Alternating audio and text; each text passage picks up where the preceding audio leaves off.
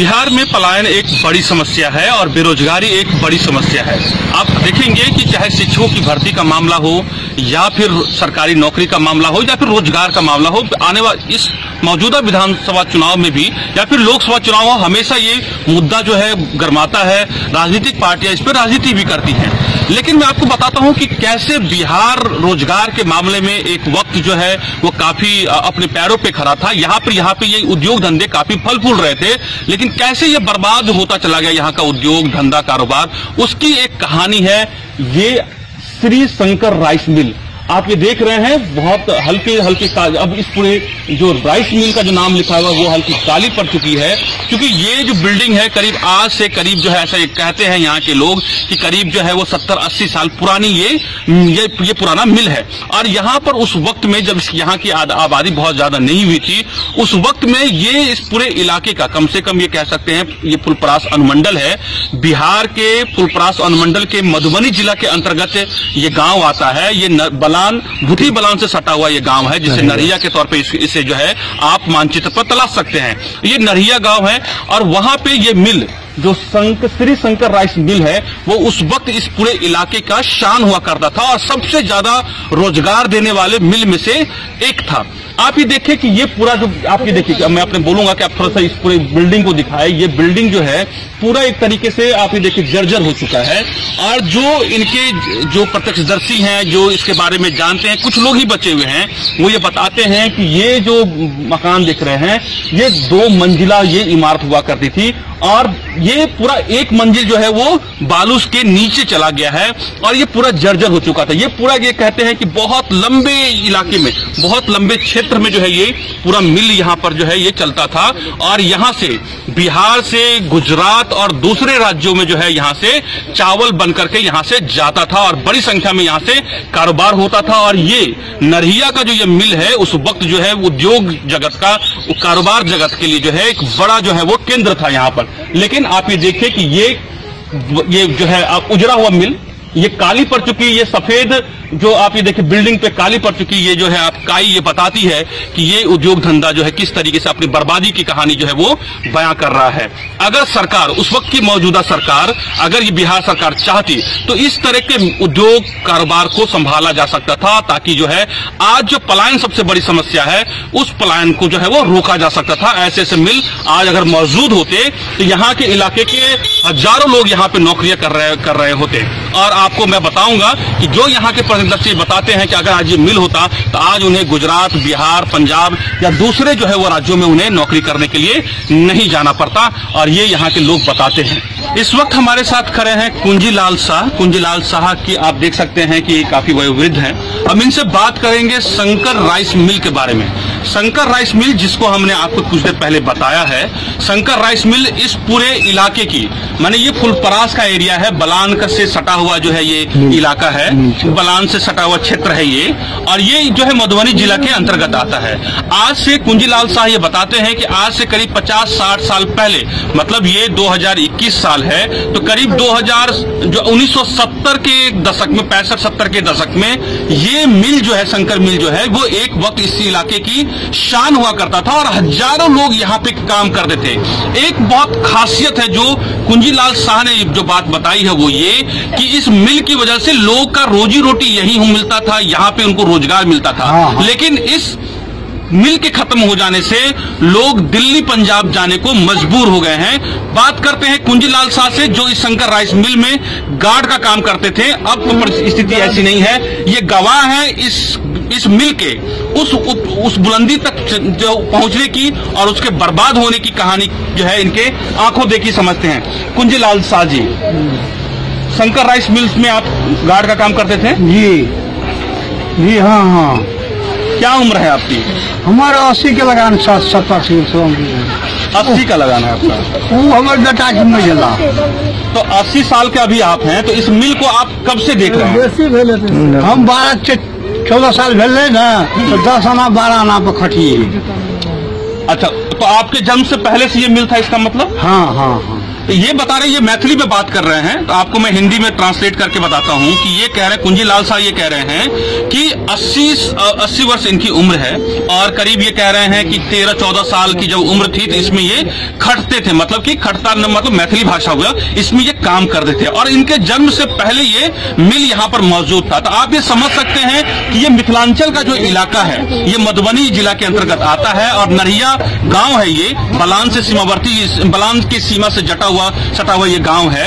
अभी समझिए कि उस वक्त बिहार कितना समृद्ध हुआ करता था, इसकी जो है वानगी उनकी जो है, ये आप ये देखिए कि ये बता रहे हैं कि उस वक्त बिहार और ये इलाका कितना समृद्ध था। इन सब जानने की कोशिश करते हैं कि उस वक्त आज से करीब जो समझिए कि 80 साल पहले की बात अगर ये कह रहे हैं तो करीब 2000 जो 1940-50 साल की ईस्वी की ये बात कह रहे हैं। उस वक्त कितने लोग काम करते थे यहाँ पर? 100 आज से करीब जो है कुल मिला के कितने लोग काम करते थे यहाँ पर?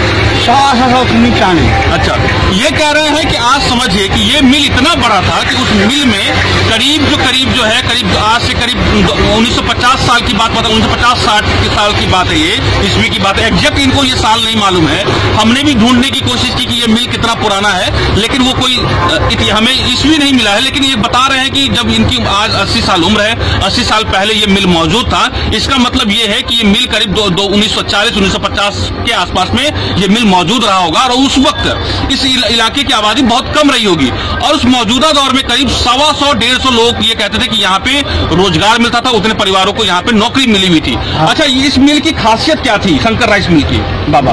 खासियत मतलब कि ए मिल में कौन तरह के काज हुई छे? धान कुटिया, धान उसनिया, भभैया, सुखोनाइ, कुटी कटनाइ, लाल बैल छे 7 जोड़ा। अच्छा, यहाँ से धान कहाँ जाता था, मैं कत जाए छे? धान जहाँ दी सब बाहर लोग ही सब होइ छे, जहाँ जत सब होइ छे धान आमदनी। गुजरातो जाए से लोग ये कह रहे हैं, मैथिली में जो ये कह रहे हैं, मैं आपको बताऊं कि उस वक्त ये इतना बड़ा राइस मिल ये था, चावल का मिल था कि यहाँ पर जो है करीब जो है धान से जुड़ा हुआ जिस भपैया सुखैया, मतलब ये है कि इसको भाप का जो चावल जो है, सूखा चावल, पक्का चावल, ये यहाँ पर ये बनाया जाता था। और ये कहते हैं कि यहाँ से इस चावल का डिमांड, मतलब कि इसका मांग इतनी थी कि यहाँ से बिहार के मधुबनी जिले के फुलपरास के नजदीक जो बलान नदी के किनारे ये मिल था, शंकर राइस मिल, यहाँ से गुजरात जो है यहाँ से चावल की सप्लाई होती थी। अब बड़ी संख्या में जो गुजरात के व्यापारी यहाँ से चावल लेकर के यहाँ पर जाते थे। आज ये वक्त ये है कि गुजरात जो है समृद्ध हो गया है और वही बिहार जो है आज जो है यहाँ के लोग रोजगार करने के लिए दिल्ली, पंजाब और गुजरात जाते हैं। तो देखिए किस तरीके से बिहार के बर्बाद होने की, यहाँ की जो है यहाँ के मिलों की बर्बाद होने की कहानी है। अच्छा बाबा, आप ये कह रहे थे कि यहाँ पे सरकार ने लेवी लगा दिया, कुछ ऐसा बता रहे थे, जो बर्बाद हो गया ये मिल? लेवी लगा, लेवी बन गई 100 बोरा में 40 बोरा सरकार मांगी चली। अच्छा, सस्ता भाव। उससे क्या हुआ मिल को? मिल को बड़ा क्षति का पूंजी बैठी गए। अच्छा, ये कह रहे हैं कि जो यहाँ के मालिक थे उस वक्त की जो मौजूदा सरकार थी, मौजूदा सरकार ने यहाँ पे लेवी लगा दिया। ये बाबा को जो इनको याद है वो ये कहते हैं कि 100 बोरा में 40 बोरा जो है लेवी देना पड़ता था। लेवी मतलब टैक्स देना पड़ता था। इसके अलावा चूंकि ये मिल जो है वो बलान के सीमावर्ती इलाके में था और यहाँ पे राज्य सरकार ने वो ध्यान नहीं दिया, जिसकी वजह से मैं आपको वो बलान का पुल दिखाऊंगा कि आखिर वो कौन सा बलान नदी है। सरकार ने तो तबाही, भूथी बलान कहते हैं इसे। यहाँ पर मैं आपको बताऊंगा कि यहाँ पर सरकार के टैक्स की वजह से तो ये तो राइस मिल बर्बाद होने की कहानी लिखी गई। इसके साथ साथ जो है इसके बर्बाद होने की कहानी वो नदी है। मैं आपको उस नदी को भी ले चलूंगा और बताऊंगा कि कैसे उस सरकार के साथ साथ उस भूथी बलान नदी ने जो है इस पूरे मिल के, इस इलाके की शान, जहाँ पे सैकड़ों हजारों लोग का परिवार बलता था, उस पूरे मिल को बर्बाद होने की कहानी लिखी गई। और ये उनके जीता जागता से कुछ लोग ही, 2 लोग ही बचे हुए हैं उस मिल के, जो जिसमें वो काम करते थे। एक जो ये हैं जो जिनके हम से बात कर रहे हैं, जो इसमें गार्ड का काम करते थे, और 1-2 लोग और बचे हैं जो उस मिल में जो काम करते थे और जिन्हें याद है कि कैसे मिल एक वक्त में यहाँ की शान हुआ करता था और आज वो बर्बाद हो चुका है। और आप देखें कि किस तरीके से जो है बिहार जो व्यवसाय है, बिहार का जो उद्योग है, किस तरीके से चौपट हुआ, उसकी एक कहानी जो है वो बयां करता है। आपको कुछ लगता है कि दर्द होता है? कभी गार्ड का काम करते थे तो मिल बर्बाद हो गए तो अहाँ के तकलीफ हुई है? हाँ, बहुत तकलीफ। की मन में की उठे यहाँ के? नहीं, मिल के बारे में बताओ ना। हम मिल के बारे में बलान था सरकार टेस्ट बन गई। तो मिल बर्बाद भ गए तो लोग की नौकरी सब छूट गए, लोग दिल्ली पंजाब जाए। हाँ, अहाँ के तकलीफ हुई है? हाँ तकलीफ है ना। आई मिल रहती है तो कम से कम जो है लोग की नौकरी यही जगह मिलती है। ठीक है।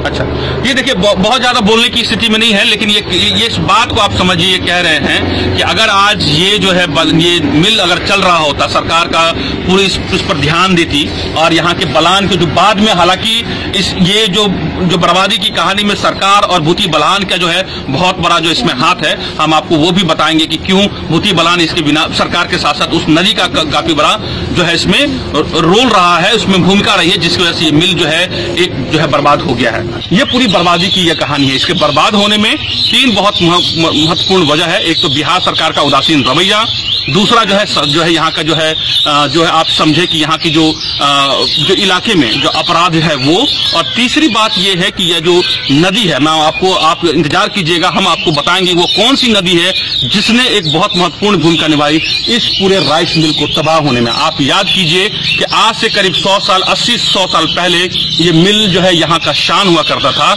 और यहाँ के इस पूरे एक जिले में के लोग जो हैं बड़ी दूर दूर से यहाँ नौकरी करने के लिए यहाँ पर आते थे। मैं हूं पंकज हरिकुमार और आप सभी देख रहे हैं द इंडिया प्लस न्यूज।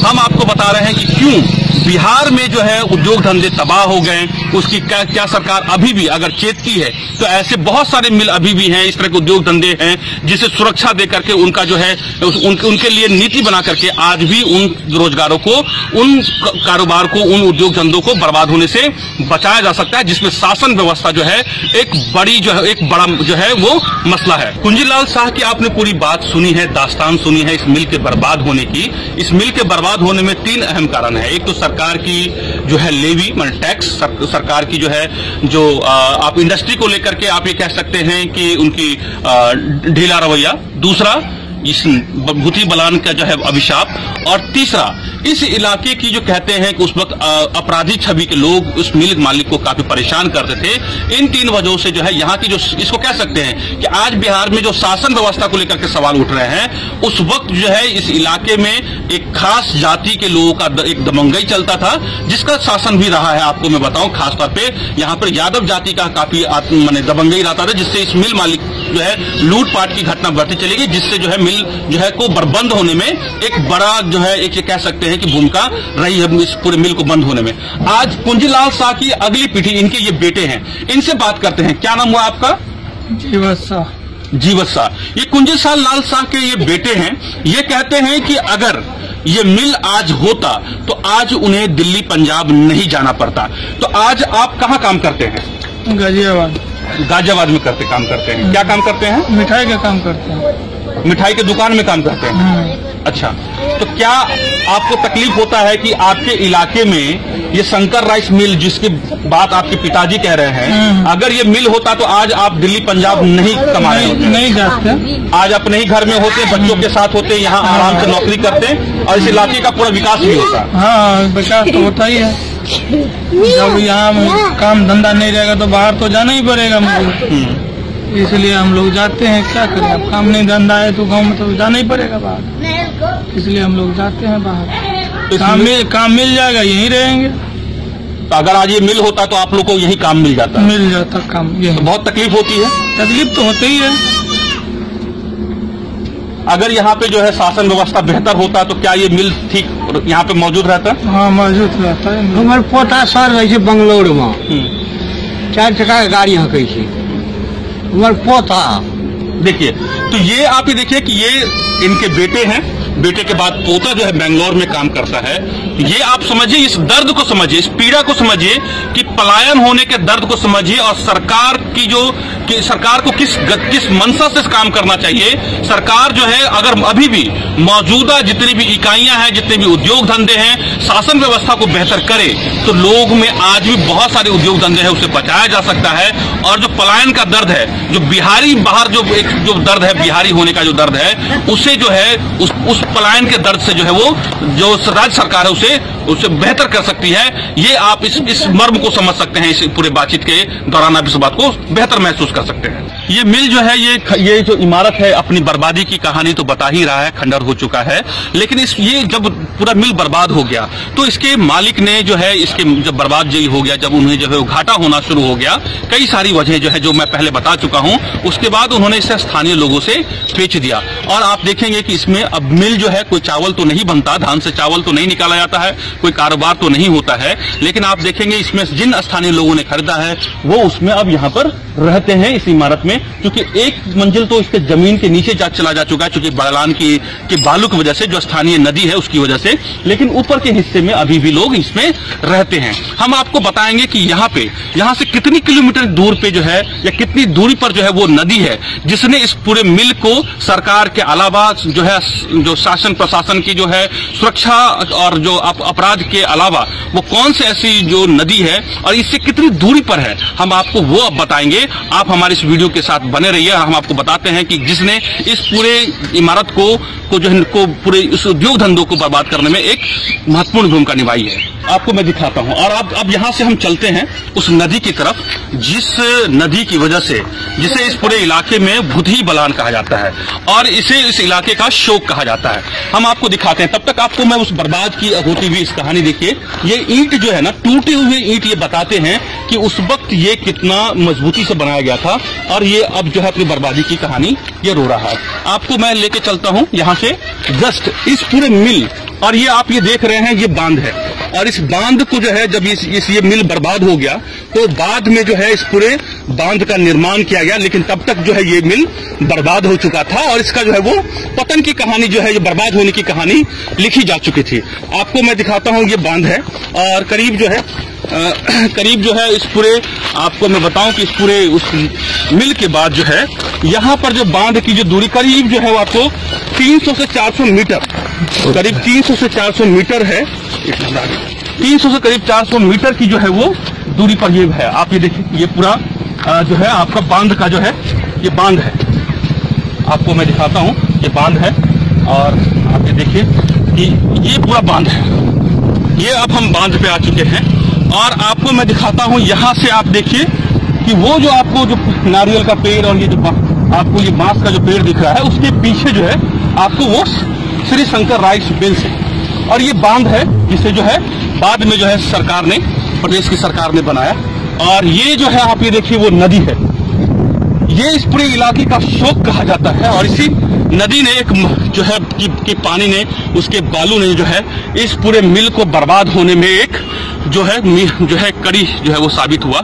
और ये पूरा मिल सरकार की नीतियों, सरकार की अनदेखापन, यहाँ की जो है आप ये समझे कि यहाँ की जो शासन व्यवस्था पर जो है अपराधियों पर लगाम न लगा पाना, और तीसरी वजह जो है यहाँ की जो ये नदी, इन तीन वजहों से ये पूरा एक जगजमाता एक बेहतर भविष्य इस पूरे इलाके का जो लिख सकता था, एक जो है वो इतिहास के पन्नों में समेटा जा चुका है।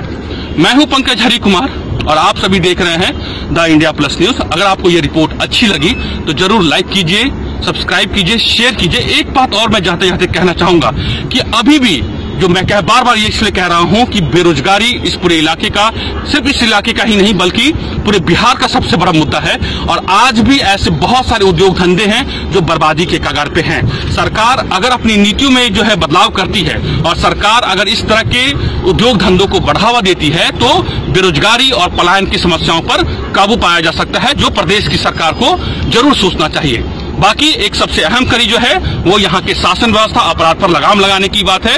उसने भी इस पूरे मिल को बर्बाद होने में कोई कसर नहीं छोड़ा है। ये बात जो है जरूर हम इस पूरे बातचीत के दरमियान में हम ये कहना चाहते हैं। आप सभी देख रहे हैं द इंडिया प्लस न्यूज। मैं हूं पंकज हरि कुमार। हमारे चैनल को जरूर सब्सक्राइब कीजिए, लाइक कीजिए, शेयर कीजिए। अगर आपके पास कोई जानकारी है तो इस तरह की जानकारी आप हमें शेयर भी कर सकते हैं। हमारी टीम वहां पर आकर के इस रिपोर्ट को कवर करेगी। अगर आप चाहते हैं कि आपको इस तरह का इंफॉर्मेटिव वीडियो मिलता रहे तो आप हमारे चैनल द इंडिया प्लस को सब्सक्राइब करना ना भूलें।